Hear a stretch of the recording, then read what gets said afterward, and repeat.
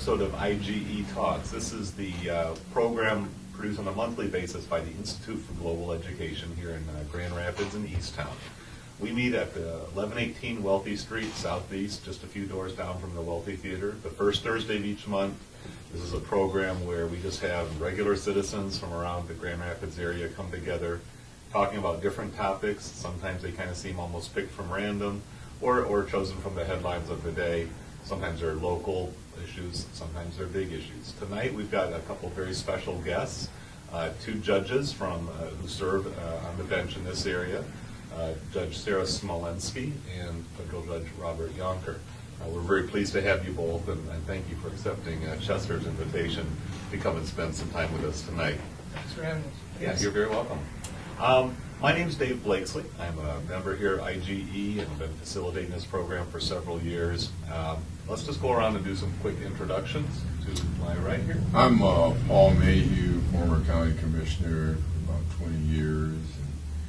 And I work a statewide group now that's called Voices Not Heard in Michigan Politics.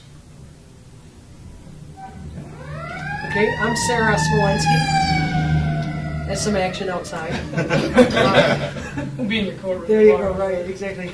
I'm a judge of the 63rd District Court. I'm chief judge over there. I've been on the bench. This is my 21st year. And it's been a real interesting experience. I've enjoyed it. And I'm Bob Yonker. I'm a judge of the United States District Court for the Western District of Michigan. That covers the western half of Michigan's Lower Peninsula and all of Michigan's Upper Peninsula. I've been a judge for just 4 years this July. And before that, I was a practicing lawyer in this community for about 20 years. The transition from law practice to judge was in some ways a big one, and in particular because the whole exposure to criminal law was new for me. That's not something I did when I was a practicing lawyer, and it's much of what I wind up doing now as a practical matter. On the other hand, in some ways, the transition was, culmination is the word that comes to mind, but it's not quite right. But it was such a wonderful move to be able to go from advocacy, where you're taking a position on behalf of a client every day in a court, to being the decision maker, where you're actually treating, I would say, the law itself as your client and trying to look out for the best interests of the law as it's applied to the particular case in front of you. And in that sense, it feels like a natural transition, though certainly the role is very different. I'm Josh Norman. I recently was in the U.S. Air Force, and I'm a student out here in Grand Rapids, and I'm just here to learn new things and about current events in the United States and around the world, and just I think it's a great opportunity for people to get to listen on things like this. Well, good to have you, Josh. This is your first show with us, and if I can just interject for a moment, anybody's welcome to come on down to this program. We never know exactly who's going to be here, but we're good to have you, and welcome aboard. I'm Alex. My name's Alexander Brooks, and I'm a current student at Western, business major, and I'm just trying to practice getting involved in the community, so that's why I'm here. Alex, good to have you as well, and welcome to IGE Talks. Chester, why don't you introduce yourself, and then we'll get the conversation rolling. I'm Chester. I'm Chester Lowe, and I sit with the board here at Institute for Global Education, and of course I volunteer as much as I can here, along with being one of the managers of the place called the Bitter Inn Coffee House, which serves coffee here. That's right. We always have snacks and goodies, free beverages and refreshments, so another enticement to come and join us if the first Thursday of the month ever works for you. Again, 7 o'clock p.m., 1118 Wealthy Street. Come on and join us. All right, for those of you who are just maybe tuning into the first time or haven't watched regularly, this episode kind of grows out of the conversation we had, I guess back in April. We did a show about courts and the law, and just really talking about the whole phenomenon of what does the court system do? How does it function? What part does it play in our society? and even the question of partiality and the objectivity of the law. In a lot of our popular news coverage, we hear about liberal justices and conservative judges, and if a case comes before a judge of a certain temperament or ideology, you can pretty much predict that the outcome is going to go a certain way. And that episode was a little bit of an eye-opener for me. We had a defense attorney, a law professor of the local area, that kind of, talked a little bit about, it's not like you can just make the law say whatever you want. You still have to make the case as a judge, as an attorney even, to say what I'm advocating really does stand in line with the law. So, sometimes opinions need to be shaped by experience and feedback and stepping into each other's shoes. And so tonight I'm very pleased to have two very accomplished judges. I appreciate your background, a little summary of how you moved into your current position there, Bob. But let's just talk a little bit. Sarah, maybe I'll start with you. Tell us a little bit about the path in life that led you to become a judge, and you say you've enjoyed it. Tell us a little bit about that. Well, it's interesting because everybody has their own story to tell, of course. And I come from a family of judges, so I think that gave me a heads up right from the beginning. My father was a judge for 17 years in the city of Grand Rapids, District Court, 61st. And my brother Michael was a judge, took over for my dad when my dad retired at District Court, then moved on to Circuit Court here in Kent County, and then went on to the Michigan Court of Appeals. But I can tell you my story starts probably in 4th grade when I knew I was going to be a lawyer. Now you talk to kids now, and I have kids that come out to the court on field trips. The youngest we go is 2nd graders, and the oldest are, the retirement homes around the county. But I talk to young kids. Some of them have an idea what they want to do. Some of them don't. And of course, I always encourage them to think whatever they want, they could do it. Dream big. And I'm sure because my dad was a judge, I got that idea. But in 4th grade, I knew that I was going to be a lawyer because I really thought of it from my perspective of being able to speak for people who did not have a voice. Not necessarily people who couldn't speak, but didn't have the confidence or the wherewithal or the knowledge or the intellect to be able to put together argument, a position, stand firm in a particular idea.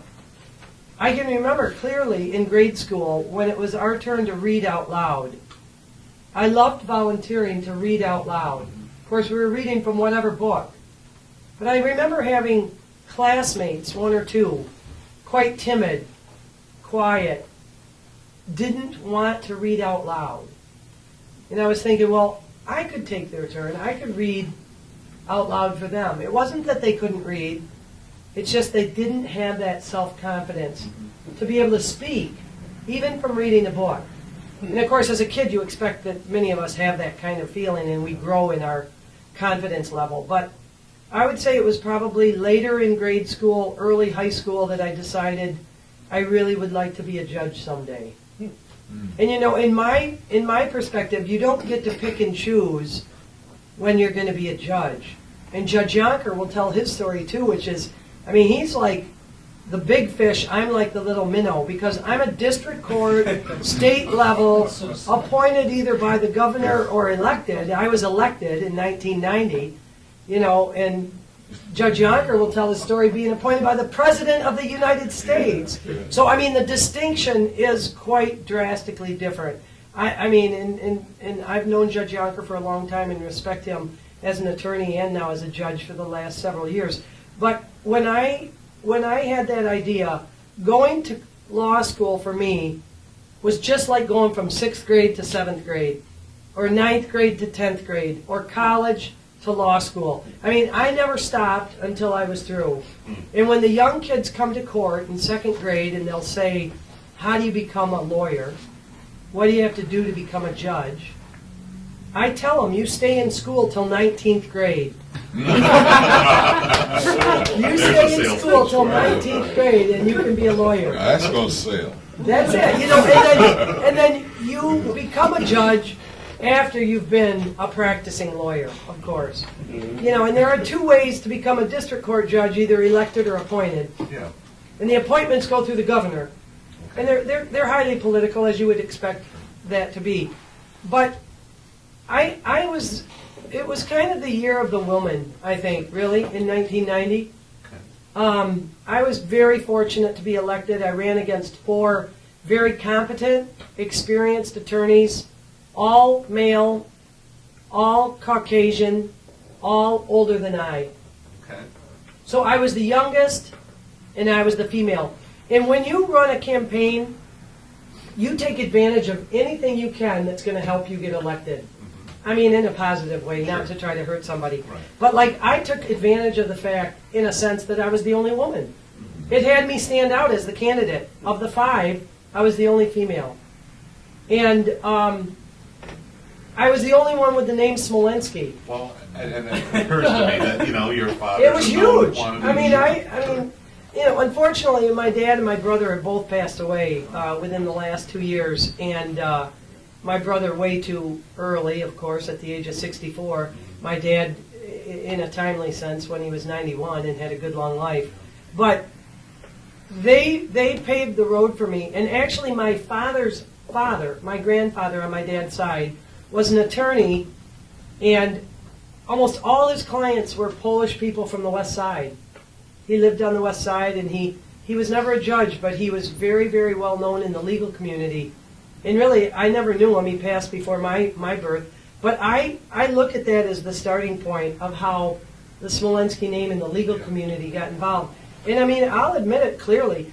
My brother used to always tease me because as I continued in my career and was elected in 90, and of course now it's 2011, I'm in my 21st year, you go 6-year terms, 6-year terms, and then you're up every 6 years. I've luckily been able to build my own reputation of being fair and honest and all the things that are important to being a good judge. But my brother used to always tease me because it used to be, you know, he'd have people say, you know, are you Sarah's brother? You know, it became, he wasn't the judge anymore, it was, are you Sarah's brother? Yeah. And he teased me endlessly. He was my only brother. I have 8 sisters. So it was really something to have that. But none of my other sisters went towards the law. I have one sister that's a paralegal, but nobody went to law school other than my brother and I. Okay. And it was just something that fit. And I was just thinking the other day, talking to a very close friend, I think it was my destiny.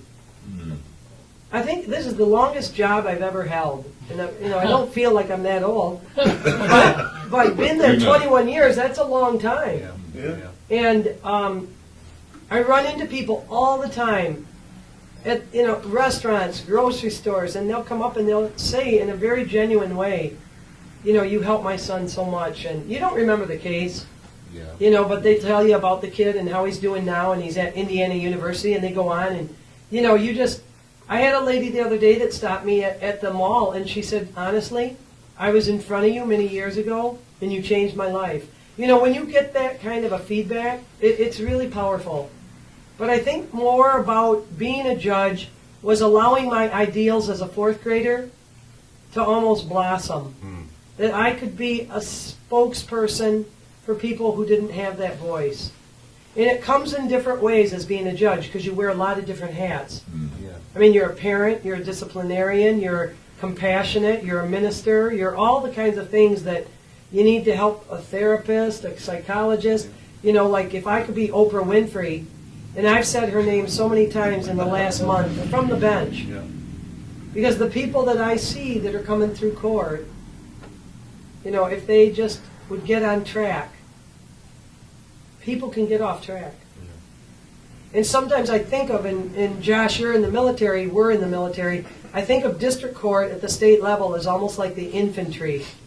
We're the front line, to no disrespect to what Judge Yonker does, because the federal court is so unbelievable. But the district court, the everyday person that comes into court with their kid in trouble, or jury duty, or they're there because they are, have a financial issue that they're trying to work out on a dispute, or perhaps a dispute with their neighbor.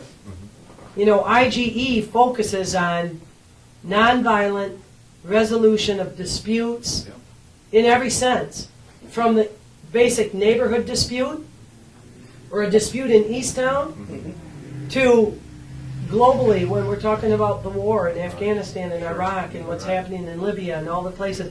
I mean, so it really, I found it to be an extremely energizing kind of a position. But you always have to keep in mind, you know, all the people that came before you, how hard they worked, and respect that. I think the main thing about being a judge for me is I really focus on, and from day one, you know, treat everyone with respect. Treat them the way you'd want to be treated. Because the court system, especially state level, is a little bit like, you know, we have a lot of unhappy campers. We have a lot of people that have to come to court, they don't want to be there. It's kind of the nature If of you've it. ever been in a really busy airport and you're all ready to go on vacation and the whole place is packed and the person comes on the overhead and says, this flight has been canceled, everybody just goes like, you can't believe your flight's canceled, and everybody's upset, and, you know, how can they change it, what they can do, and that's a little bit how it feels like in our court sometimes, because you've got a lot of people. Yeah.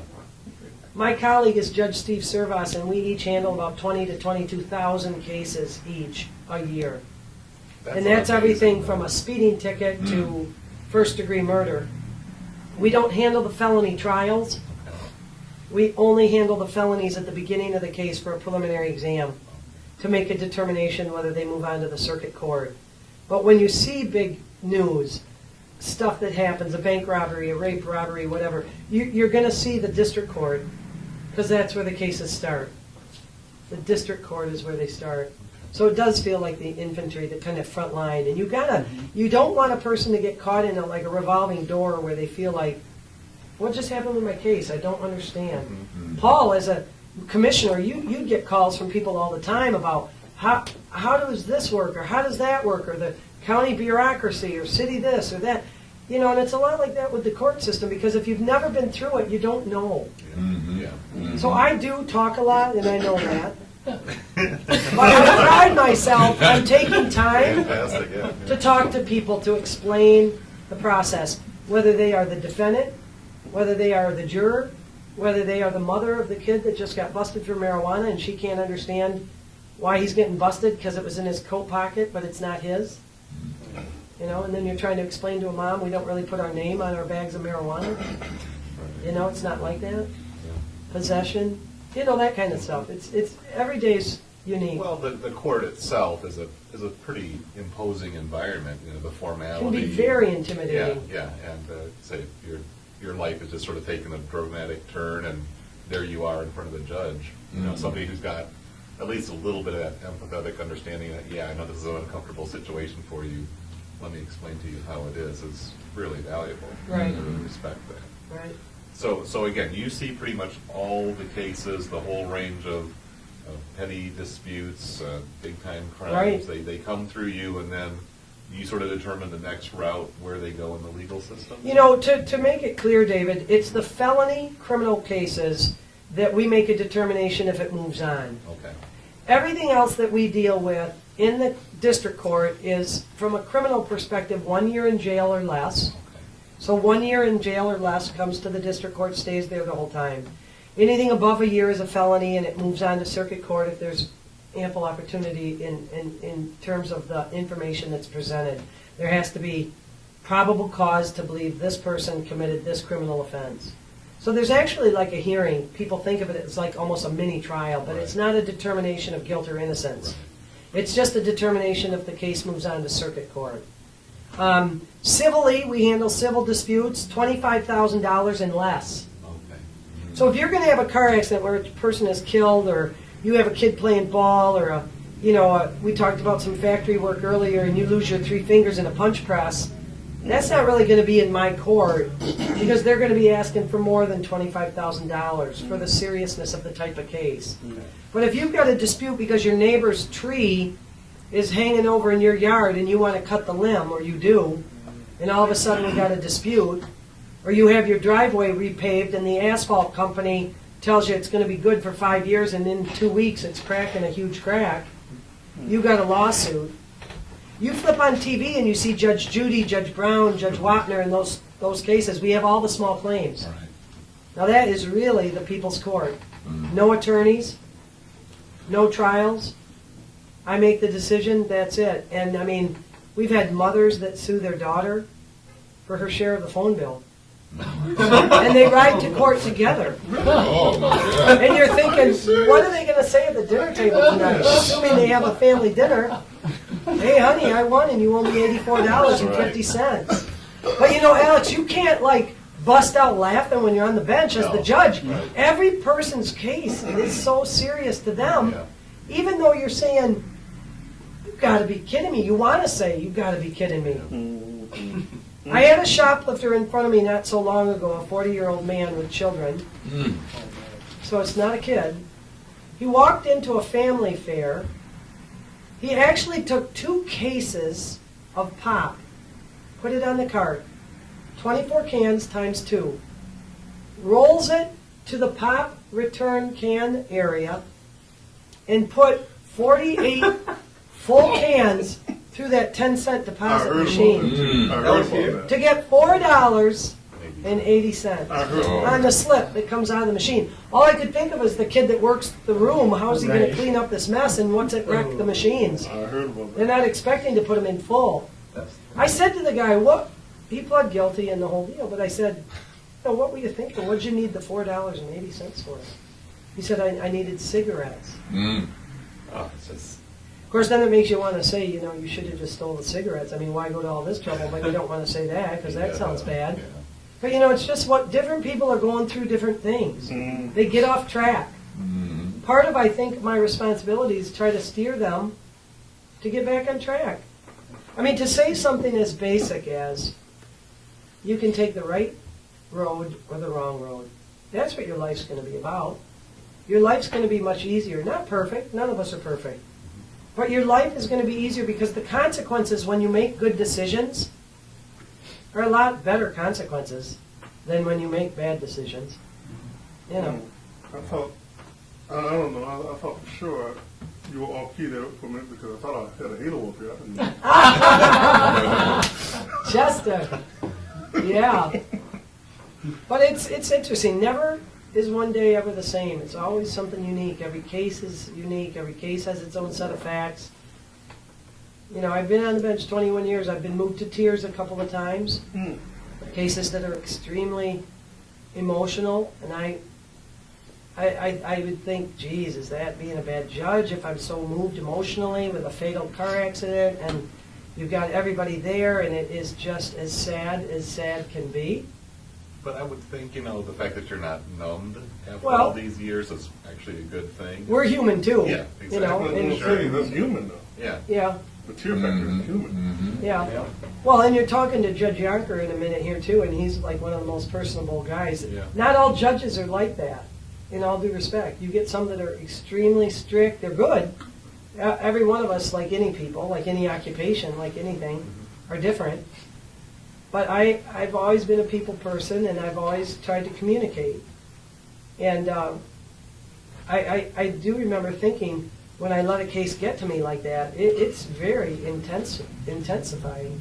I had a man that was about 64 years old, and no alcohol or drugs involved, but he turned at a light when it wasn't his turn, and his 94-year-old mother in the front seat with him was killed. Broadsided the car. Now I have this guy in front of me charged with some kind of, you know, felonious driving, and there's just no way anyone ever believed he meant to do that.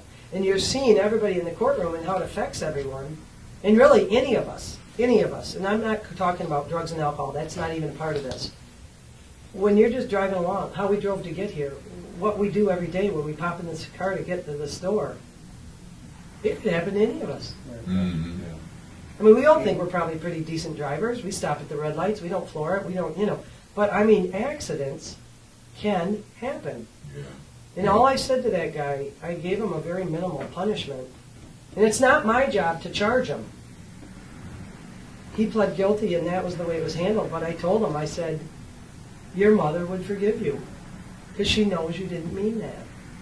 But you think of a lady that's 95 and the way she dies is being killed in a car accident with her son, Yeah. who's going to be traumatized by that forever? Yeah. Well, I'm thinking of the responsibility. You know, you have a very distinctive role in this man's life. You're sort of like the voice of the law and sort of balancing it, I guess, that will model the scales of justice. You can't just ignore it or feel sorry for him and let the law remain ignored, and that you've got to apply it with a sense of Yeah. compassion and fairness. Right. But it's also that human exchange, what the judge is saying to that man, sort of in his moment of judgment, Right. kind of in the dock. Well, definitely the decisions that we make, and of course Judge Yonker makes much huger decisions in many ways, but even the decisions I make affect people's lives. I mean, Yeah. I just had a case this past week that the man was originally from Ethiopia, but he's been here since he was 4 years old. He's probably in his 30s. And years ago, he was charged, maybe 10 years ago, he was charged with some offense that caused him to be potentially deported. Mm. And it's taken this long to catch up with it. Mm. And it was a very interesting question because he was given a year in jail but served very little. It was a suspended sentence. When they say a suspended sentence, it's kind of held over your head. If you stay clean, you don't do the jail. Right. Or you may do just a fraction of it, 10 days, 30 days of the year sentence. And just having it be a year sentence, even though he didn't have to serve it, put him in this category to be deported. Oh, wow. Yeah. He was from the east side of the state, but many people wrote on his behalf, and quite frankly, our county prosecutor didn't object to it. So the sentence was amended so as to be 364 days and not 365. And just that one, if I would have said no, he'd be deported. And the man's been in detention through the immigration services for probably 3 or 4 months while this has been going. So all his life he's been doing his work and running his business, and then boom, this came up.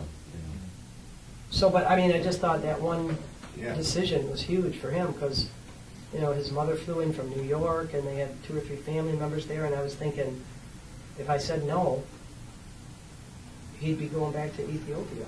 I was kind of surprised because I thought for sure that would have been the case that was going from the Yonker. Well, in some, and in some of those areas of immigration, definitely they would, but I had been the sentencing judge 10 years back on that case. So they have to come to me to ask me to change that or amend it. I mean, nothing else was going to happen. He'd paid his penalty, he'd done everything 10 years ago. But it was the technical aspect of whether you give a year in jail or less. Right. Wow. And, you know, there might be some people that argue it shouldn't have ever been changed. That's his problem. But on the other hand, at the time, his attorney hadn't informed him that you could be deported. And that's a pretty big So issue. do you call yourself a strict constructionist of the law or a person that deal with the spirit of the law?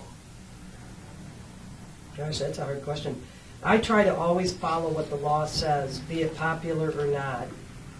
But I would try to formulate my sentence or my decision in terms of sentencing. You know, when you're applying the law, you don't get to pick and choose. You just apply the law. So from that perspective, it's strict. Where your discretion comes into play is how you handle the case in the end. The sentence, like the man that was in the car accident where his mom was killed. I mean, you know, we followed the law, but my sentence reflected what I thought was more fair.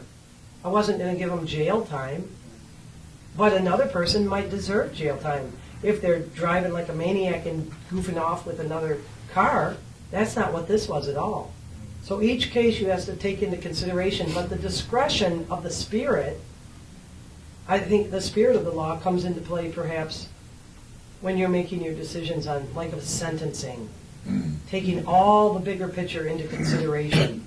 I mean, clearly you're going to treat someone differently who has 5 prior shopliftings that now comes into court to a person who's never been arrested and they grabbed a candy bar and they're 17, 18 years old. I deal with only 17 and above. Yeah.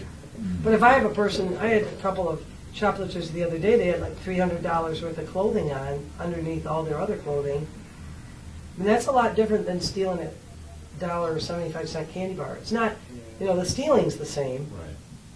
but what they're thinking about, what they're going through, having to put all the stuff on, Yeah. the A lot thought more process. forethought, a lot. Oh, Yeah, a yeah. lot of thought And process. 4 prior convictions. Yeah, that's a bad track record. You know, so then you got to say, well, you've been off track for a long time. You've got a lot of work to do to get back on. We do see alcohol and drugs as a huge, huge part of our caseload. If we could somehow take alcohol and drug addiction out of the picture. So you're talking about deeds that are committed while under the influence, get people in a lot of trouble, or the illegal commerce? All of the and above. that? Oh, All sure. of the above, Dave. Yeah, because it comes in every which way. Have you ever heard of the program which was over in Detroit called the Rubicon Odyssey House for convicted felons who were under some kind of either drug or alcohol? It's kind of like a halfway house. I have heard of the What? Rubicon. Right. Kind of like a halfway house where it's not incarceration where you would think of being in a county facility. Right. And they have treatment for rehabilitation on their alcohol or drug addictions. Right. So when you have somebody sitting in jail or prison, they're not getting the rehab.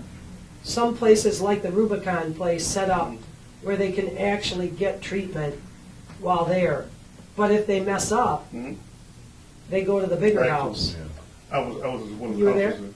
I Yeah. was one of the counselors Yeah. there for, Talking to the for 2 years, and it was back in the 80s. Okay.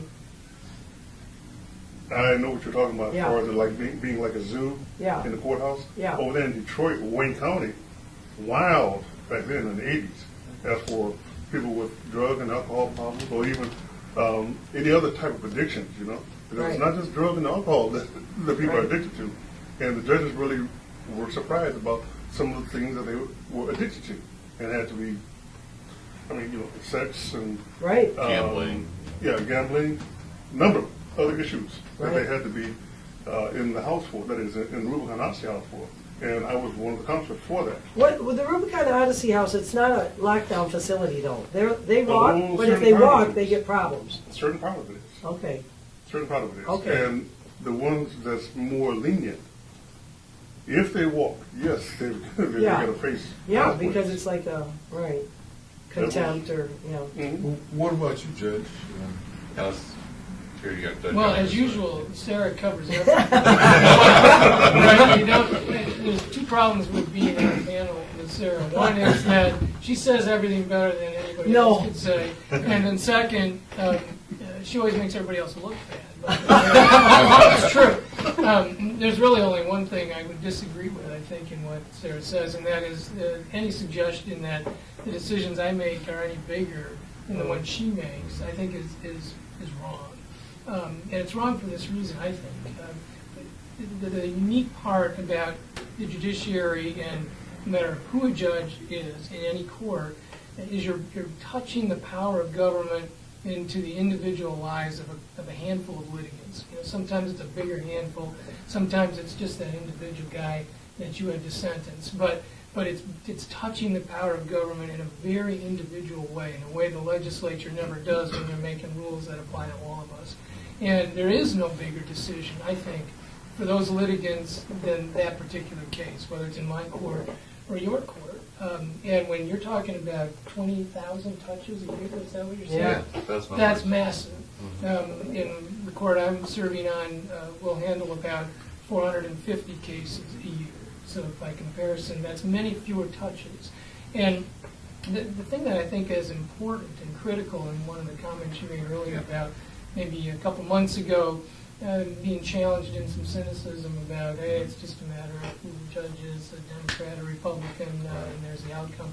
I think what makes the court work, if it works, and I think overall it does in this country, and certainly in this jurisdiction, is the reality and the perception that the judicial decision maker, whether it's Sarah, whether it's me, or it's one of our colleagues, is guided first and foremost not by that person's individual likes, dislikes, political preferences, or whatnot, but their fair and honest interpretation of what the law requires in that setting. Yes, there's lots of discretion, particularly in sentencing. I totally agree with that. The sentences that I'm called upon, I talked to somebody today, and the sentence is 0 to 20 years. Well, I mean, that's a huge amount of discretion. And that's not unusual in federal sentencing to have very wide discretion. So yes, lots of discretion, and that can be informed by where I came from, what I believe. All those things could have impact on me. But ultimately, my job is to articulate the sentence I pick, not because I believe it, or because if I were a legislature, I'd vote for it. But by reference to what the law says is allowed. What do the sentencing guidelines say? Is that consistent with the goals of deterrence, public safety, need to promote rehabilitation, and other things that the law says I'm allowed to consider? And I think the more that both the reality and the perception in the public is that the judges are doing that, the stronger the fabric of the community that results. Because we all know that politics matters in the legislature and in the governor or presidential election and the executive. That's what it's all about. And the decisions those people ultimately make, whether we like them or not, we're still often willing to accept them even when we don't like them, because by some fair electoral process, those people got the power. We may start out in a political party that either got us nominated or got me appointed initially, but I think what keeps us on the bench and what allows us to be effective or not on the bench has very little to do with the ongoing operation of that raw politics, but instead the sense that we're being faithful to the law, whether it's passed by people we like and agree with or don't. Right. And I'm sure we've both had occasions where we've looked up and thought, I can't believe that this is the law. Yeah. You know, is it really what the law says? And then you work within it because that's your obligation. And what happens when that rule of law isn't honored, I think, is really quite destructive. I had a year ago the privilege of going to Serbia with the State Department. And Serbia is emerging from years of communist rule. They're trying to develop a rule of law sense, and of course they're most recently in the news because they turned over the last outstanding at-large person who's wanted on war crimes. What I discovered when we got there and talked to some of the lawyers and judges there is that there is no credibility, or at least there hasn't been in the judicial system. And the belief is it's all about politics, all about the money, all about who can whisper in whose ear. And the result is that there's no, well, I guess I'd say there's less law enforcement, less compliance with the law. And you think of it this way, those judges couldn't even contemplate 20,000 cases a year or 450 cases because their first frustration was getting the litigants to show up. They couldn't do it, and there was no enforcement mechanism to make that happen. And when you think about it, somebody commented on this earlier, in almost every case in court, at least one party doesn't want to be there. Sure. That's just the nature of going to court. And part of what allows people in our system to come, to make settlements, to keep commerce moving on the civil side, to keep hopefully public order on the criminal side, is the sense that ultimately, if I ignore this summons, bad things will happen. I've got to deal with the problem. And that ultimately, most of the time, something fair and impartial is going to come out of the process. Won't always be perfect, that's for sure. But if those things are there, I think we have the best chance of promoting a sense of peace and stability in the community. So, but it starts really at that gateway level, and the courts that are closest to the ordinary events of people's lives, I think, have in some ways the biggest imprint on whether a community trusts the court system or not. I want to add something, that has to do with the court system locally here. When I was in Pittsburgh, there was a level, it was called magistrate. Is there such a level here as a magistrate court? In my court, we have magistrates that are judges' helpers, and I think Judge Yonker would say that as well at the federal level. And the magistrates at the federal level have more responsibilities than the magistrates at the district court level. And for instance, maybe part of the magistrates at the federal level wear robes, and are referred to as judges, even though they're magistrates, and really treated quite a lot like that. But their responsibilities are limited too. But the magistrates that we use in district court do not wear robes, and they oversee certain responsibilities that they have: traffic matters, traffic hearings on a speeding ticket or what have you. If you're an attorney magistrate, your responsibilities go a little further. You can do a little bit more cases than if you're a non-attorney magistrate. So you can, at the district court level, get a speeding ticket, come in and fight it, and you're in front of a magistrate who hears the case. But if you're not satisfied at that level, it can go on to then the judge. But I look at the magistrates much as a judge's helper and taking care of some of the things in the court that need to be taken care of, but because of the volume. Like when Judge Yonker was talking, I said 20,000 cases, we do, but I don't personally handle every one of the 20,000. You know, if a high percentage are speeding tickets that get paid at the counter or get resolved through the magistrate, I never see them. But they still get counted as a court case through our court, if you know what I mean. Probably upwards of 60% of those are like that. So then, Yeah, they went through, when I was in Pittsburgh, I saw a lot of people go through the magistrate first before they went any, and that's often what happens. so, okay. I don't know if it And was on criminal the same cases, the book, magistrate can arraign people and do some of that beginning stuff too, but the trials are in front of the judges. okay. Yeah. So I'd like to understand a little bit more about the federal court that you serve on, and what kind of cases do you hear, and what is it about a case that brings it to that level?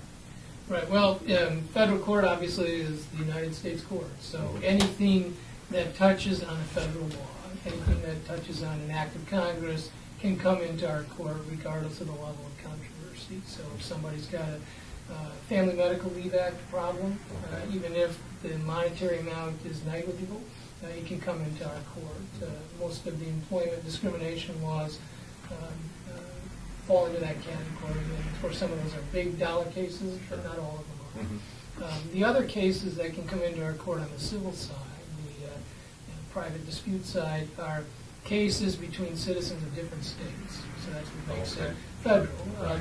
And in that case, the amount of controversy has to be at least $75,000, and if it is, then it can be in our court. So we deal with those. So if there's a dispute between somebody in Grand Rapids and somebody in Chicago, what makes it go to the West Michigan versus the Chicago or the Illinois region?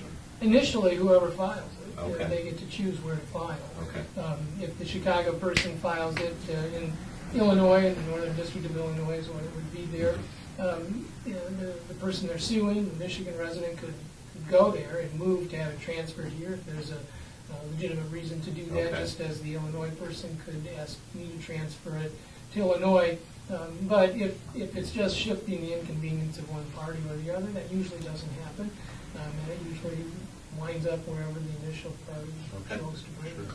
On the criminal side of the docket, everything that we do has to have a federal crime.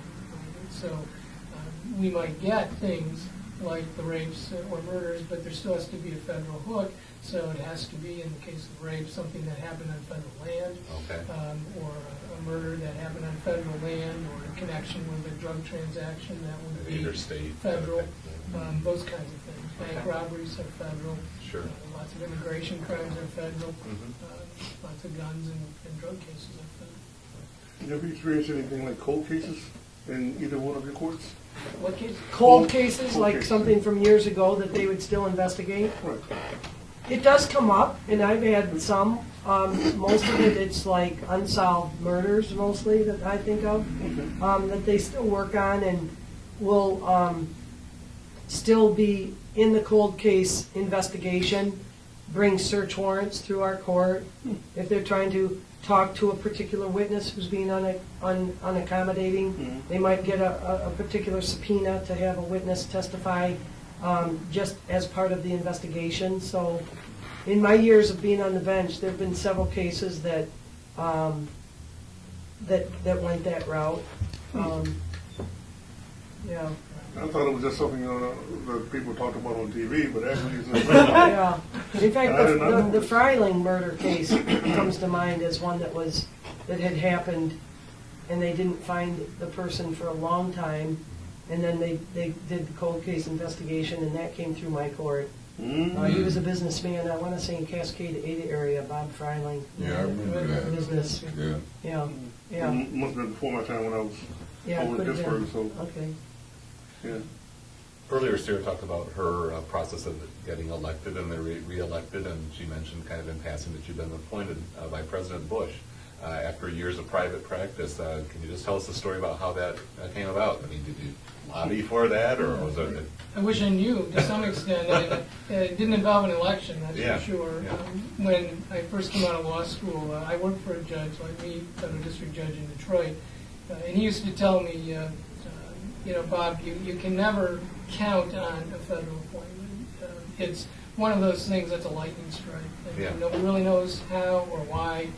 It just happens one day. And in his case, most unusual case, I think, in the nation, or certainly one of the most, he was ultimately appointed by 3 different presidents.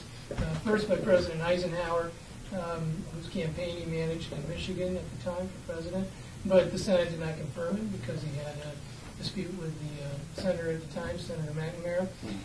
Second, he was reappointed by President Kennedy, which you would never imagine happening today. Yeah. First a Republican, now Right. a Democrat. Senator McNamara was still in office and said no. And then finally, after Senator McNamara died, President Nixon appointed him, and that time the Senate confirmed him. So 3 separate presidents.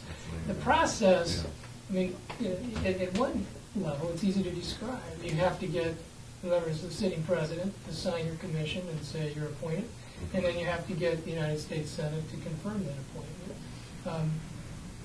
How those people make their decisions is a bit of mystery. You don't know for sure because everybody has a little bit of a different process. It's not written down anywhere. And so one White House might approach it in a particular way, and the next White House might do it completely differently.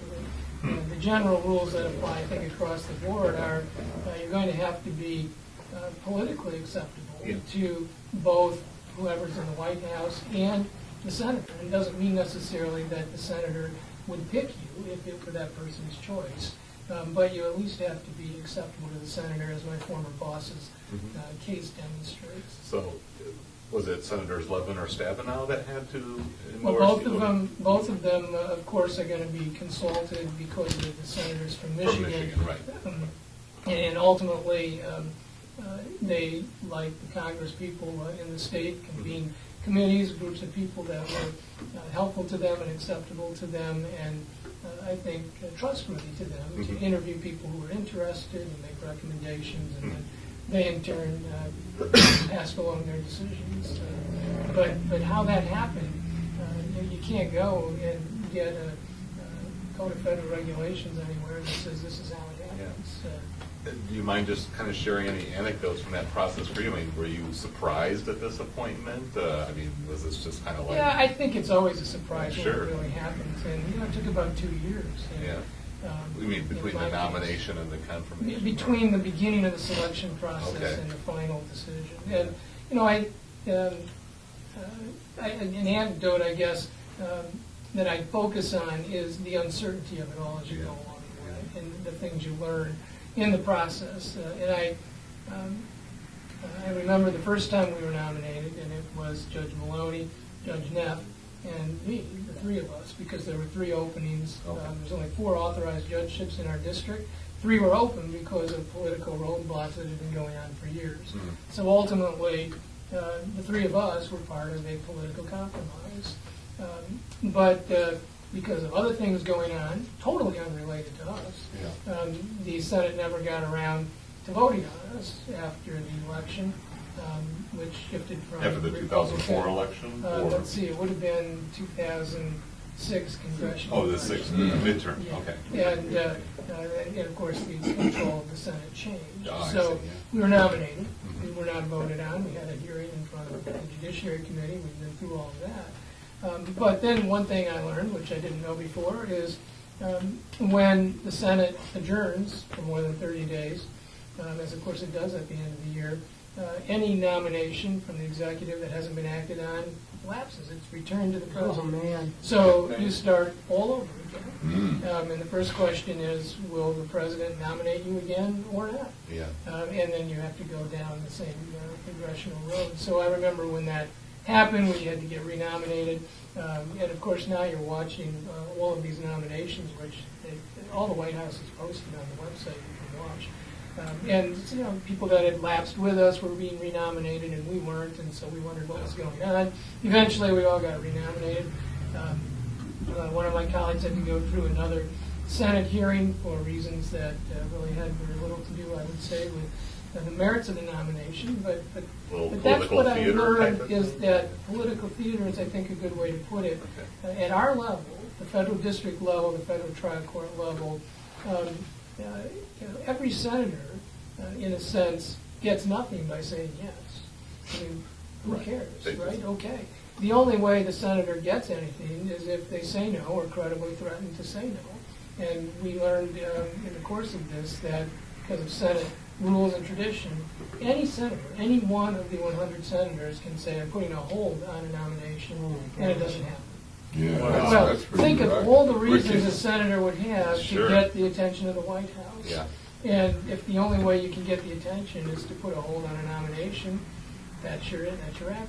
So that happened Yeah. with one of my co-nominees. And then in retaliation, people on the other side of the aisle put holds on Judge Maloney and on me. And so there you're frozen again, and it wasn't Yeah. clear whether the stalemate would be broken. Ultimately, it was. So from a philosophical standpoint, how much allegiance do you continue to have to your philosophy? See, because of what you just got through saying, how much allegiance do you have to your initial philosophy coming in as a judge? Seeing that all this horse trading and stuff that can happen based upon your nomination. Well, I would say politics and philosophy are two different things. They're Right. related, certainly. And, the horse trading politics, I think you get farther and farther away from after you're on the bench, and need to. I mean, that's Yeah. important. When I went to what is affectionately known in federal circles as baby judge school, the mentor judge that I had in my group, who'd been a judge a long time in the Seattle area, said, the first thing I want to tell all of you is, I know you all had some political history to get the appointment. That's just reality. But I want to tell you, second of all, that whoever was involved in that, whatever groups were involved in that, you owe them absolutely nothing now. And your only allegiance going forward is to your office.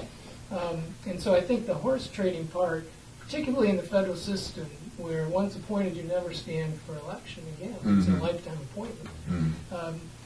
You can get beyond that horse trading pretty fast. Okay. In fact, the biggest problem, I think, on the federal bench is isolation, that we're so removed from the daily grist of politics, we almost become, monks in a way. Oh, okay. Or nuns, I guess. But I mean, we're so taken out of the process that, number one, nobody cares about us politically anymore, so why would they waste time talking to us? And number two, do we really understand what day-to-day life is like anymore in the trenches? And over time, that's a problem. But the philosophy, the things that drew us to a particular team in politics or not, I mean, that's more enduring. I think. People may be attracted to a particular political party because of their view of the limited scope of government, or what government can and cannot do. We're seeing that play out to some extent in the challenges to the healthcare law, I think. I don't think, even though the press would say, well, look, we've had 3 challenges, and all the Democratic-appointed judges have said okay, and all the Republican-appointed judges have said not okay. And so the natural conclusion somebody might draw is, well, it's just an election by people in robes. I don't think that's right. It could be, but I don't think so. I think what's more likely going on is that people who might have been attracted to Democratic politics are more comfortable and believe that the Constitution calls for broader scope of power in the legislature, whereas people came through Republican ranks might be more skeptical of that claim. And you see some of that play out in their final decisions. So you get into the whole judicial activist concept or judicial activist conversation, and all that. Are you an activist, or are you, and it goes back to the constructionist, the strict constructionist versus the philosophical person. You do. And I'd echo what Sarah said about that I say in 95% of the cases, I think whether my talking to a judge, whether that person was appointed by a Republican or Democrat, we come out in the same place. Yeah. It's a very small sliver of cases where the philosophy we brought in that may have motivated political choices we made when we were active in politics carry over. And, the thing about the U.S. Supreme Court, the justices, because their caseload is so limited, and it's got about, 80 to 90 cases on their docket a year, and because almost all of them are right in that cleavage, they tend to be focused on as simply an extension of the political race. And I think for some of the same reasons, it's not true. They're dealing, though, with those divide issues in the country where two plausible interpretations of the Constitution are there, and they're advocating for views that they have rooted in something much broader than electoral politics. Would you agree or disagree, maybe you can finesse this a little bit, but when I hear typically political figures talking about judicial activism, strict constructionism, it's really more of a political label that they're applying to the judiciary rather than judges themselves saying I'm a strict constructionist or I'm a judicial activist. I mean, is that a correct assessment of it, that within your own discipline you're not really bandying those types of labels about, but it's really more how others might be interpreting or even politicizing and selling their philosophy of what kind of judges they would appoint or what kind of impression they're trying to give to the general public about their stance on the law? Yeah, I mean, I think what you're saying is accurate, Dave. I think that it's certainly not something that we talk about on a regular basis. I think what Judge Yonker said was a very small sliver of the cases. Right. Yeah. But it's like if it has the media attention, they focus on that.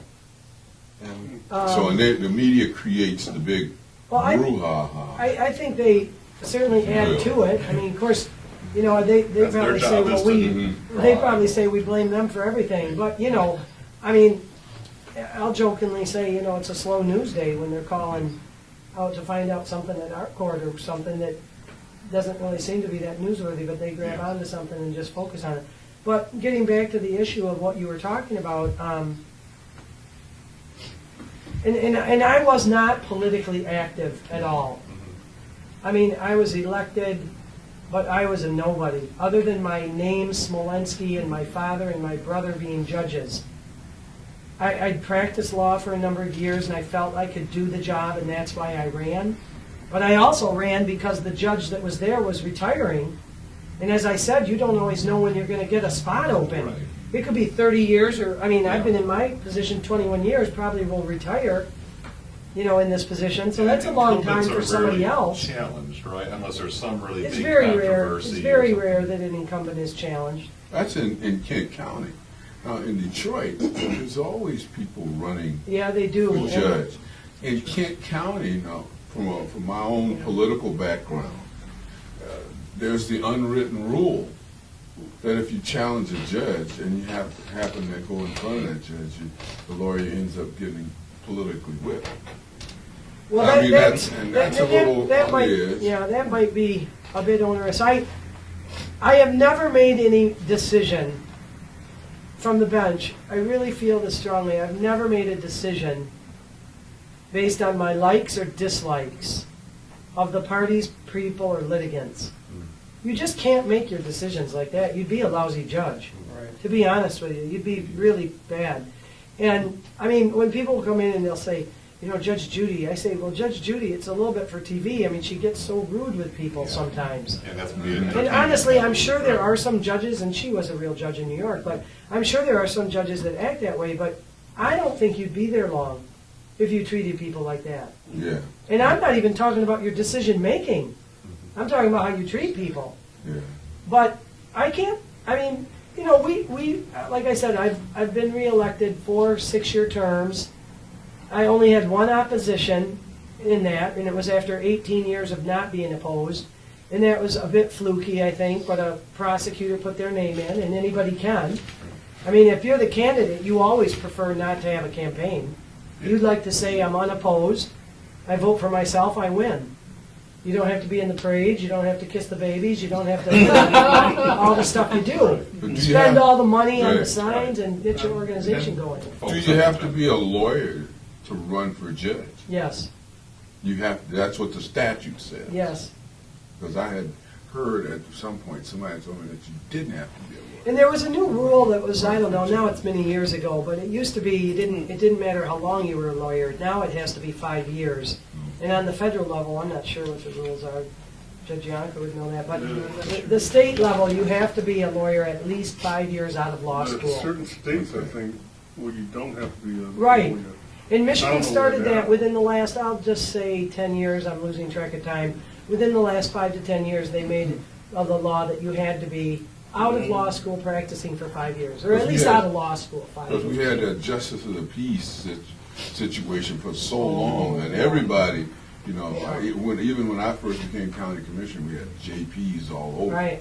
Yeah. Well, I think it was like back in 1969 when my dad was in the police court. They had a police court. It was all criminal. That's all they did, Grand Rapids Police Court. And that Yeah, transitioned I remember over that. to 61st District. Right. Yeah.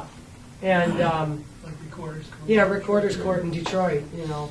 But, I mean, getting back, Dave, I just think that, I agree with Judge Yonker. You could have a group of people in a room, you know, and look at all their decisions if you were going to study them. And it doesn't pop up like you'd immediately think, oh, she's a Republican, she's a Democrat, he's this, he's that. I just don't think that's the way it is.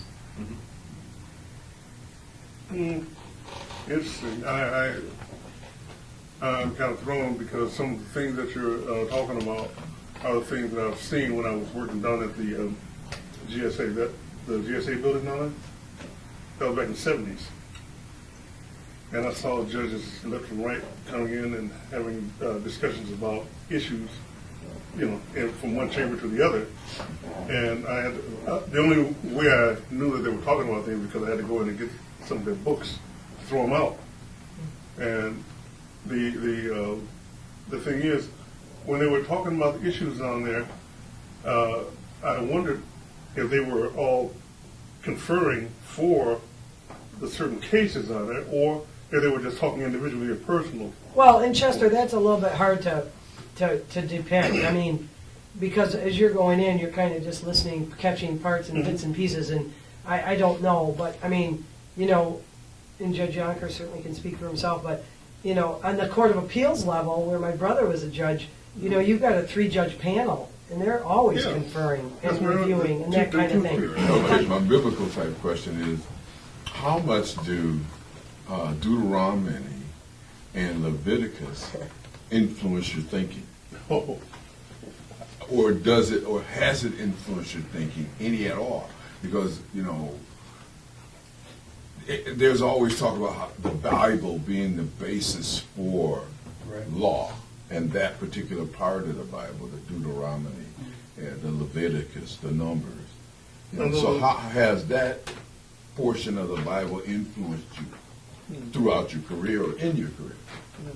I'll let Judge Yonker take this one. Well, I think all of us come to the bench with influences from whether it's our religious tradition, our reading, and that includes the Bible. Certainly for me, it came through on Christian schools and went to Calvin College. So that part's just part of my own character formation, my own intellectual development.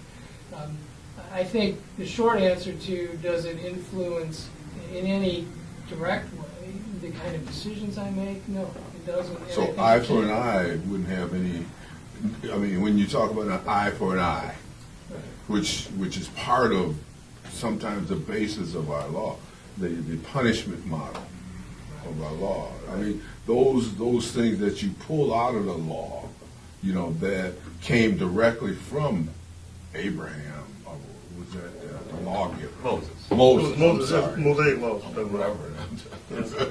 Well, I Moses, think- from Moses. I think those are different questions. Okay. To say an eye for an eye and we're going to apply it, no, we're not going to do that because Congress hasn't said an eye for an eye. To say that our U.S. law has nothing to do with punishment, well, that would be wrong too.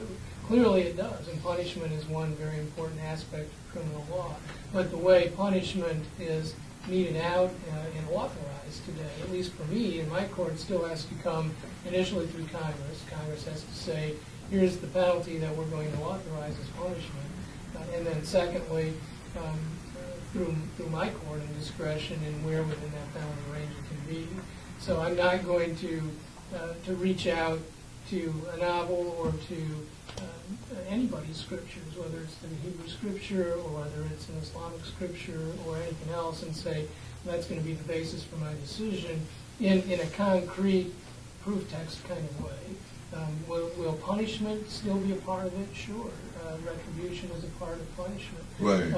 But that's a much more general principle, and that comes not just from Deuteronomy or Leviticus, but from lots of different traditions.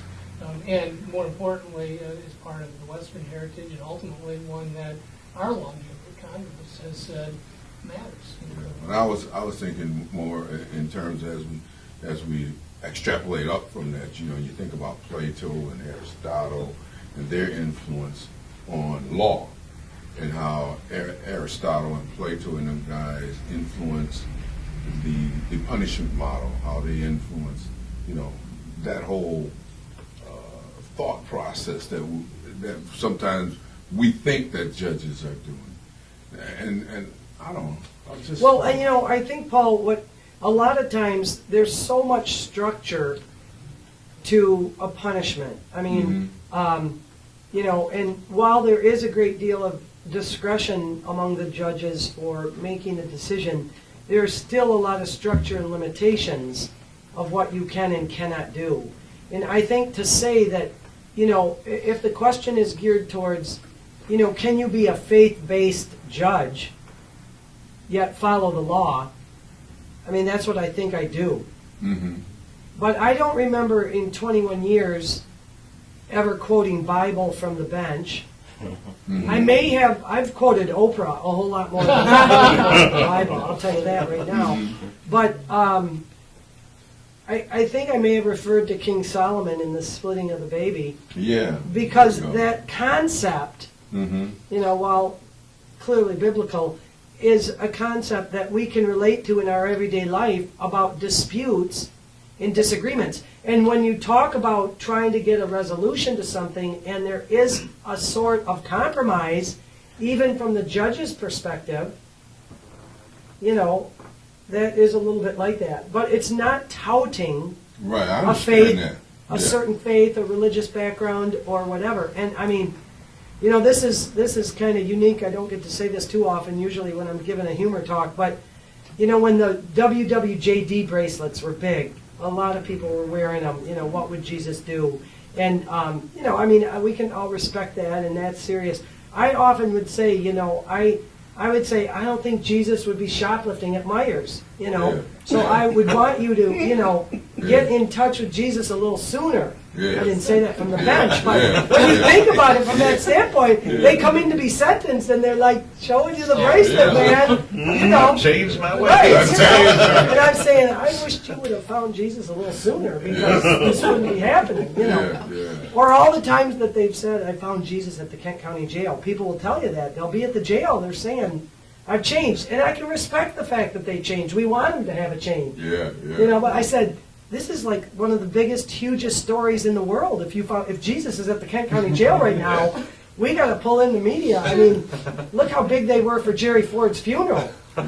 Think if they knew Jesus was at the Kent County Jail. So, I mean, it's just a little spoof there. For Okay. you. Well, It's there in was the a back Jesus- of my mind. There was a Jesus at Kent County Jail. He didn't call himself Jesus. He called himself Jesus. Yeah. Bob, you mentioned, you know, growing up in Holland, going to Holland Christian, Calvin College grad, and of course your family grew up in Grand Rapids. How much does being part of the local community play into your jurisprudence here in West Michigan? Is it a requirement? I mean, do you have to be geographically from the area that you're nominated to serve, or obviously if you're running for election, you've got to be a resident of that area? But Right. I don't think there's any requirement. Judge Maloney was appointed with me, grew up in Pennsylvania. Okay. But certainly had a long history in Michigan before Yeah. he got appointed. He was an elected prosecutor in Berrien County and then judge in Berrien County. And so in a sense where he came from, where he went to school, doesn't matter because he made his local connections through those professional contacts later. I do think whether you're being elected or appointed, you have to have some credible tie to where you're from. Okay. Yeah. Because, number one, that's almost essentially a part of political acceptability, and number two, we are ultimately servants of the community. Sure. We're government officials that are charged with serving our respective communities. And part of that is coming from that community in a way that at least we understand some of the main constituent parts. Well, for me, born and raised here in Grand Rapids, and I went to Catholic Central High School and junior college here, and then went on to Michigan. But I don't think of being local as part of my jurisprudence or my decision making. Definitely, you have to live within your jurisdiction to run for that position, to be that judge. I can't live in California and be a judge here in Grand Rapids, or whatever. But I do think that the local ties, you have a commitment to the community. I mean, just stuff like this is important to me. Yeah. Mhm. Otherwise, I'd be sitting at home in my pajamas, watching a ball game or whatever. I mean, you do things because it's your community and you feel strongly about it, and you want to, promote the community and give back and do well with it, So. I want to ask also, do the two of you have any relationship with Cooley Law School or Michigan State Law School as far as giving seminars or presentations or teaching? Well, I'm a graduate of Thomas M. Cooley Law School, graduated in 1982, so that's my connection. But you get asked to come back to do things at a variety of institutions and community. I mean, I get a real kick out of Saturday. I'm giving the commencement speech at the University of Phoenix. And she's been. And I've done that twice at University of Phoenix, once in 2007 and now again. I gave a commencement for Montcalm Community College. I think when you've been in the position of a judge, they ask you to come and speak at different things. Not all teaching, not all substantive, Chester. I mean, because I've kind of got on the circuit of being kind of a funny judge sometimes. Not funny from being on the bench funny, but experiences, or when I told you the story about the guy with the cans of pop. I mean, you're expressing things that happen and, telling people about things that happen, and, you get asked to the civic organizations and the church groups and the ladies service groups and the, Kiwanis and the, Rotary, and that's all part of it. Well, you seem to be able to express some of the heavy issues that you've dealt with a little more levity. Yeah, well, you And need that's- to. I mean, I think it's a balance. That's important. I think it's a balance. Yeah. Because you go home every night, too. And if you've got a case where, there's just a tragic fatality that makes everybody feel terrible, it's 5 o'clock, 5:30, 6 o'clock, you're going home. Mhm. It's hard to turn your brain off from thinking about what that family's still dealing with, And so you're home and you're thinking, am I going to sleep well tonight or not? Or on district court, and I don't know how you guys do it, but we do search warrants.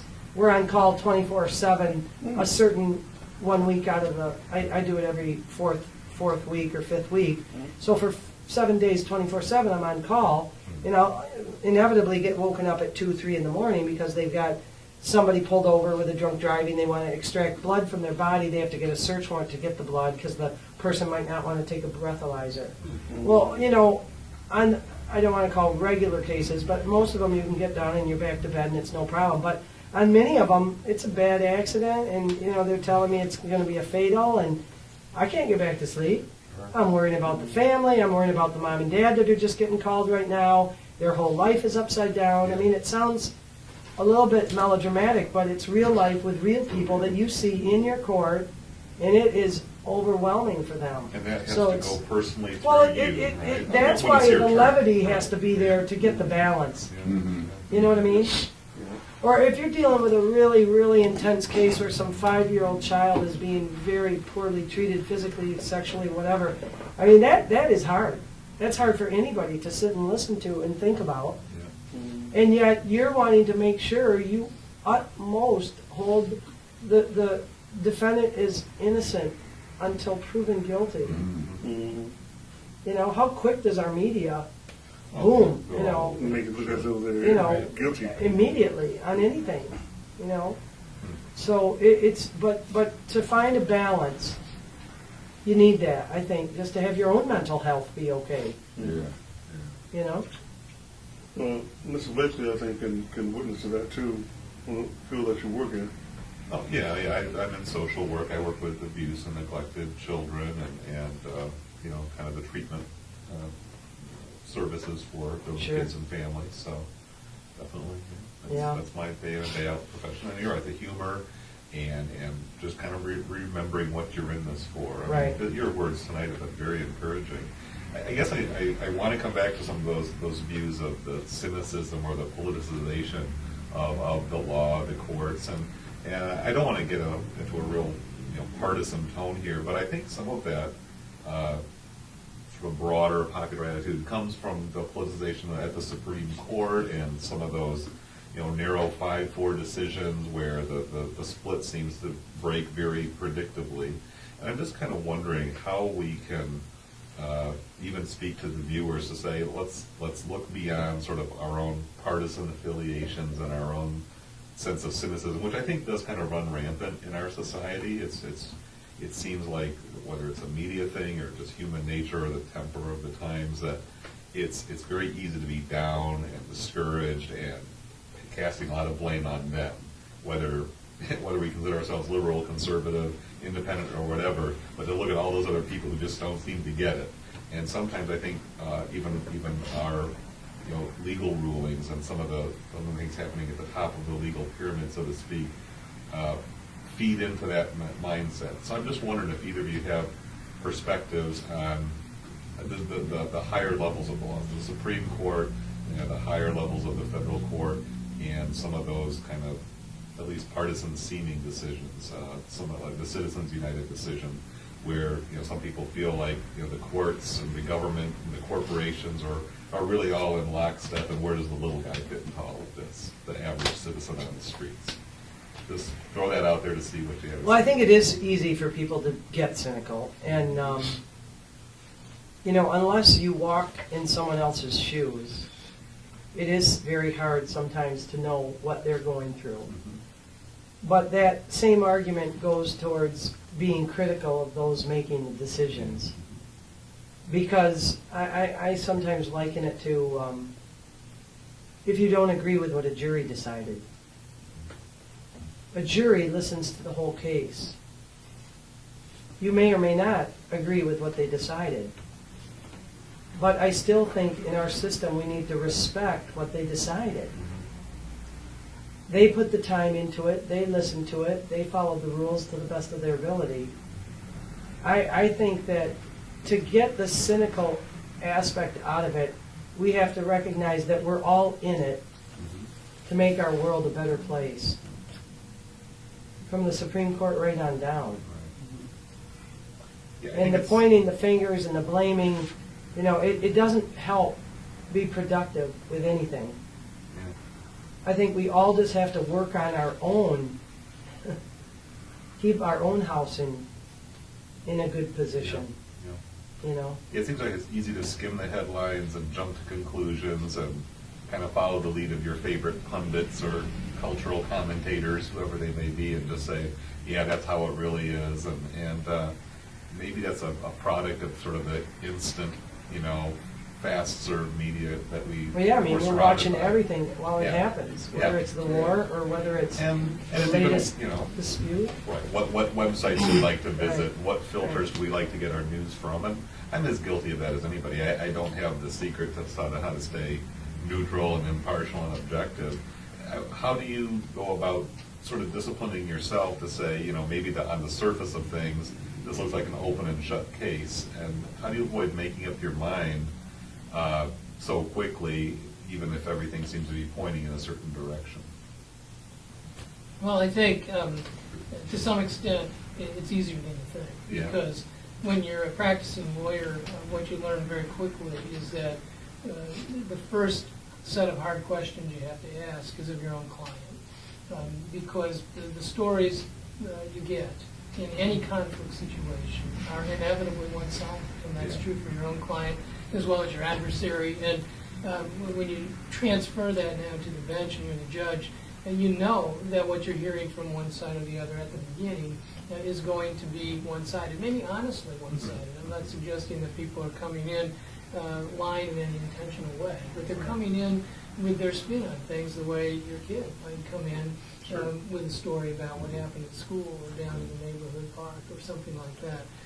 And I think over time, that's part of what lawyers' discipline, maybe part of what the Michigan legislature thought was good about having lawyers in practice for a while before they become judges.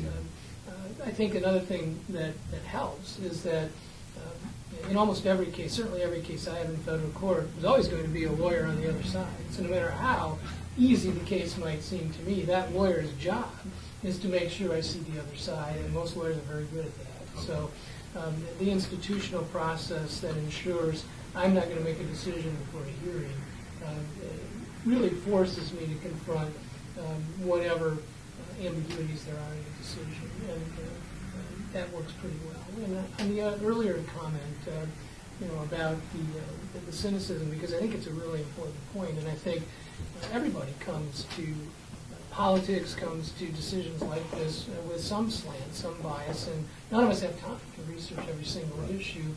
But part of what you do here, and what other groups like you do, in trying to go beneath the surface at least sometimes, once every other month, or whatever time allows, is great. It's helpful because it provides an openness to something that maybe isn't clear to you on a day-to-day basis. The media, we pick on that has its own focal point, but I think it's also important to say, the court has its own institutional pressure and bias, so does the legislature, so does the executive, and our system of government ensures that the executive and the legislature and the court are always going to be in a little bit of tension. That's just built into the system, which our founders thought was good for all of us as citizens, because it kept the government from getting too big or powerful. And I think you see a little bit of that in Citizens United. The court, by its nature, is going to aggravate the political bodies sometimes if it's doing its job. Because one thing the court has to do is say, yeah, I know the majority wants it a certain way, but the Constitution says, not so. We're going to enforce a minority rights. And some of the court's greatest moments, Brown against the Fort, have been counter-majoritarian decisions. Citizens United may or may not become that kind of case. I don't know. It's too early to tell. People in 1954 and 5 didn't think that if you just did a poll in the country, it would not have been a popular decision, even though it was unanimous at the Supreme Court level. But now, looking back on it 50 years, people would say, that was a majestic point in the court's history. Because it stood for a constitutional right against what the majoritarian institutions, the legislature, and to a lesser extent the executive wanted.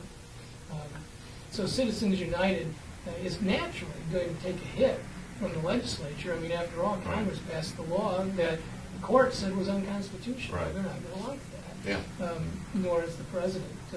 Now, who's going to ultimately prevail in the eyes of history? We'll see. But at this point, we shouldn't be too surprised that the branches of government are pointing fingers at each other over that decision. I have a question that might be kind of awkward, but it's something that's been in the back of my mind about what state or federal judges have to look at, and that relates to the place I visit every year. It's the place called Palisade Nuclear Power Plant. Oh, okay. Now, issues that occur down there sometimes can affect us this way. If ever something like that would happen, would that be in the hands of the state court or federal court? Could be either or both. For example, what happened over in Japan a few weeks ago. If something like that ever happened over here with the power plant. Either or both. The environmental area, for example, is one where both the state legislature and the federal Congress have rules. Certainly anything nuclear is heavily regulated by the federal government. But then again, Michigan has its own environmental laws, including the Michigan Environmental Protection Act, which allows for fairly wide open challenges by citizens to governmental decisions. Now, how that would ultimately play out in a power plant that's regulated by the Nuclear Regulatory Commission, I don't know. That specific example might be tougher to find a Michigan connection. But in lots of environmental cases, it's not unusual to see actions in both state and federal court against the same activity that's being challenged. And then it's up to the courts to say, how are we going to balance this? If it's prudent, if it's sensible to go through both at the same time, okay. But if we're really just multiplying cost and expense, maybe it's better that I abstain and wait until the state court goes. So those are case-by-case decisions. Okay. I ask that because just last year we had people from NRC who were visiting here and giving the okay that is giving word that the situation of the plants, both there in South Haven as well as down in St. Joseph, were very much secure. Okay, very much secure. Shortly after that, it hit the news that there were some reasons of them closing down because of things that weren't so secure.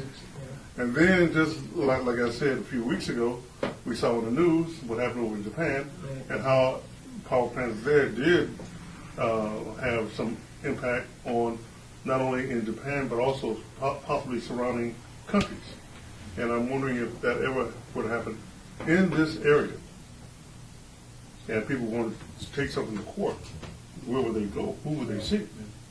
Because people have asked me that before because I've worked with Don't Waste Michigan organization before, and I don't know where to refer them to.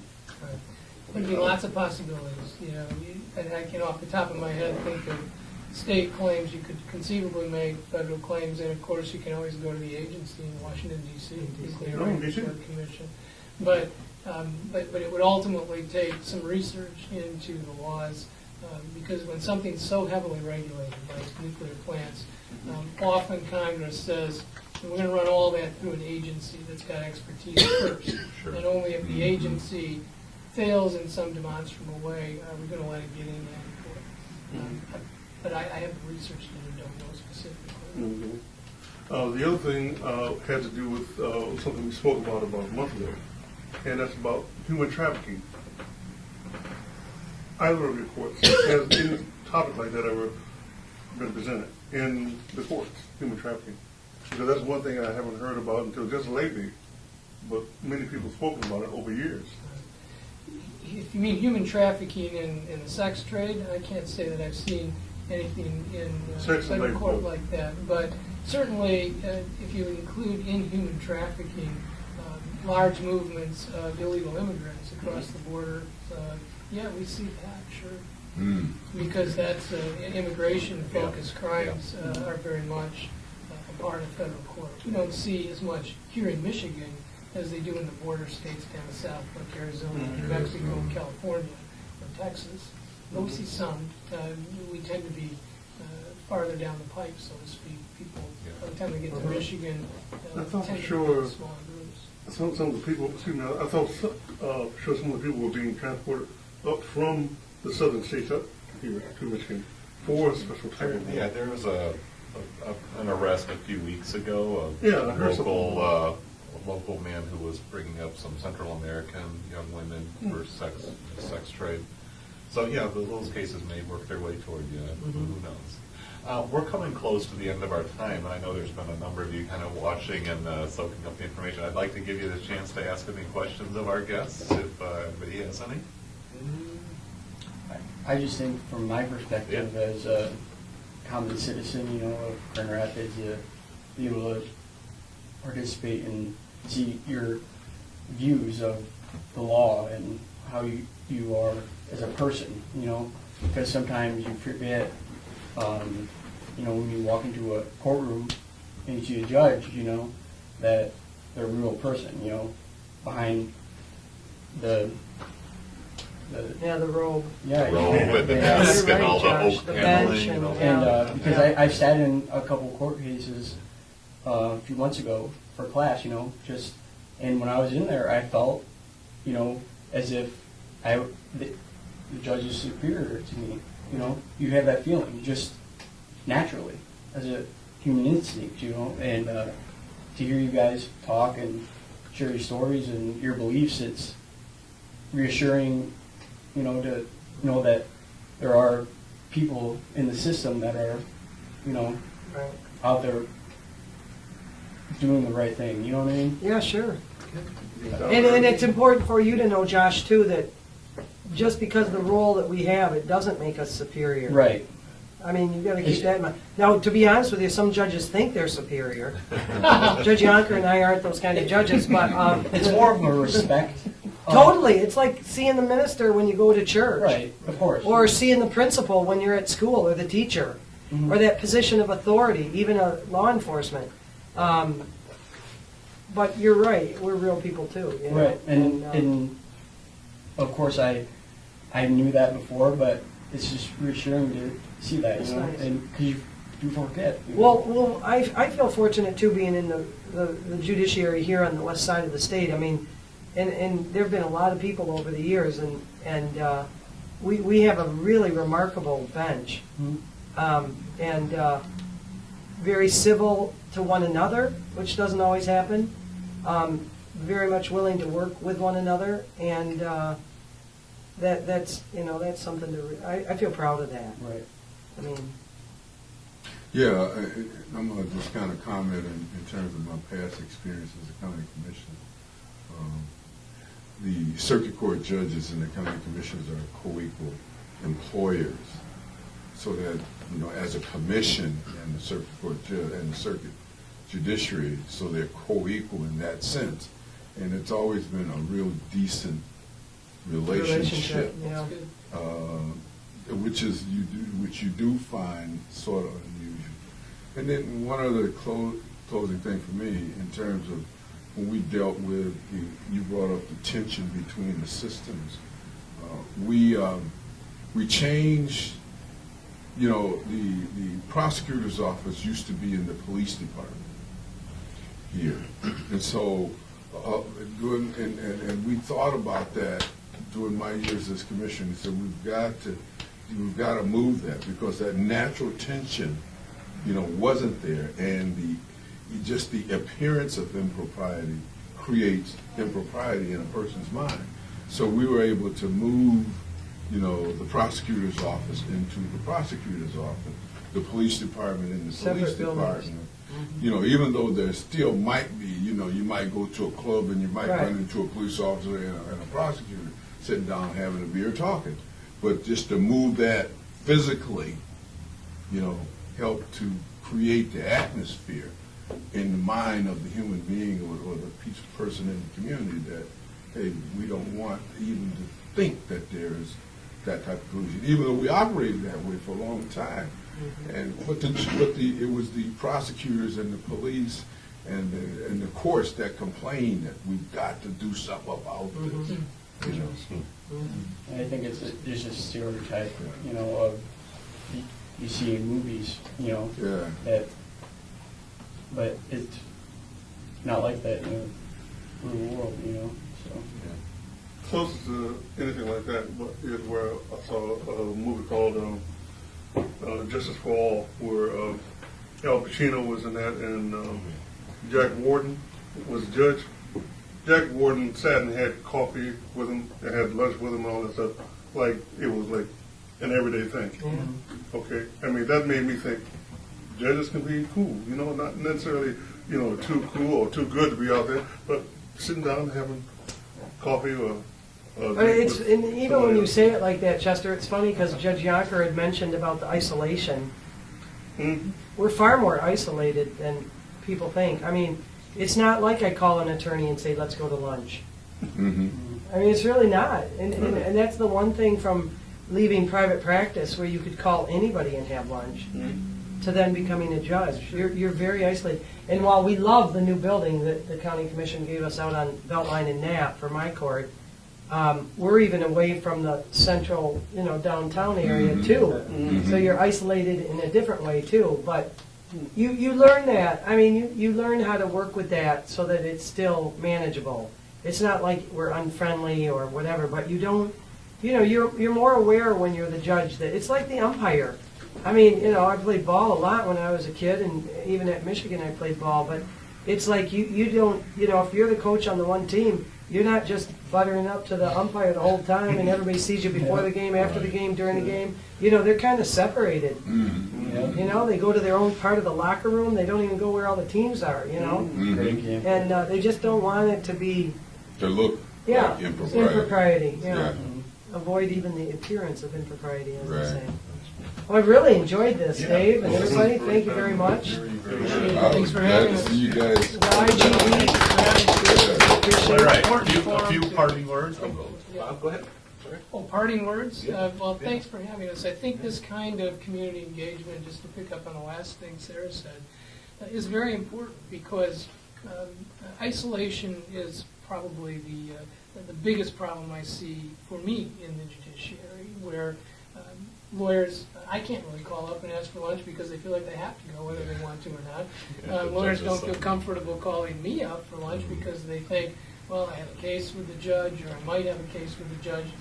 And so that's just scattered out beyond the lawyers to the community more generally. Yeah. And so opportunities to go to bar associations, which are collections of lawyers, or community organizations where citizens are trying to understand more about the process is important, because ultimately the court is probably the least understood branch of the government, and the one that needs to work hardest, certainly at the federal level, to maintain credibility with the citizens, because you never get to vote for us, Yeah, ever. yeah. And you get to vote for Judge Smolensky over and over again, Yeah, but not me.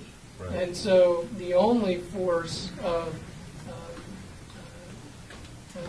that my decisions have are their own intrinsic value, if you agree or disagree, and then your sense, especially if you disagree, that at least it's an honest disagreement, and you're probably only going to believe that if you get to know me in some other setting. So they're very important parts of what you're doing in the community. I know it's part of your mission Yeah. to promote that kind of understanding and peace. And I commend you for it and appreciate your including me tonight. Well, I greatly appreciate, I've been doing this show for over 5 years, and I have to say, well, I had a few more butterflies than usual, just so I know there's a couple of judges coming. And we're going to remember that. Yeah.